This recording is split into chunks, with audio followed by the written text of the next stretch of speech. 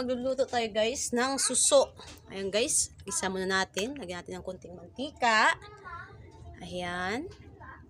Tapos lagyan natin yung bawang at saka sibuyas. Nagsama ko na yun guys. Ayan. Isa lang natin.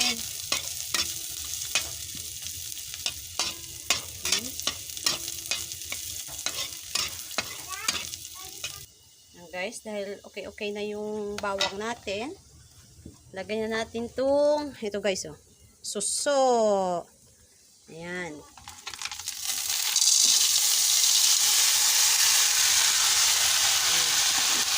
Isa natin ng konti. Ng konti lang. Ayan.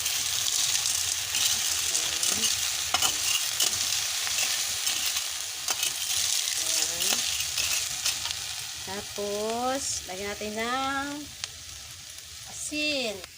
Yung asin guys. Ayan. Tapos, lagyan natin itong gata. Para malaga siya guys. Ayan. Ang gata. Haluin ng konti. Ayan. Oh, nakalimutan ko yung ano. Ay, ito pala. Lagyan natin itong tanglad. Ayan. Tapos, yung lagyan natin ang bechin. Konti lang guys. Ayan. Tsaka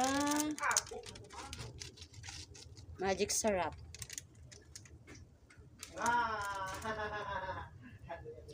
Tapos, sabay takip.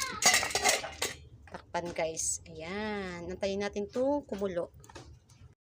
Guys, kulong-kulo na siya guys. Haluin lang natin.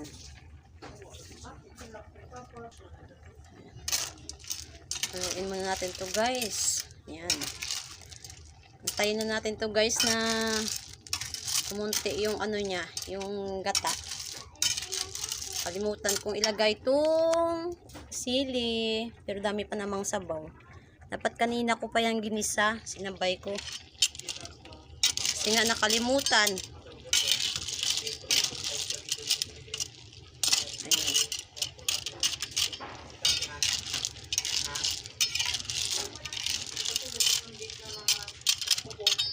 Takpan natin ulit.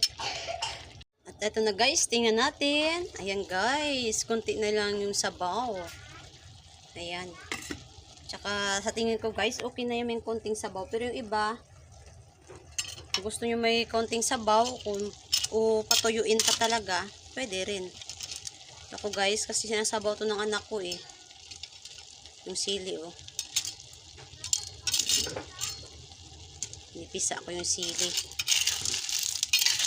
Yan na guys. Kasi nga habagat dito, walang dahon ng sili. Nilalagyan ko pa to eh. Kaso nga wala, nalanta yung dahon ng sili kasi na ano ng tubig alat sa dagat. Okay, so ayan, okay na yung lasa. Ganyan na kadali guys magluto ng suso sa gata. Thank you guys for watching. Bye.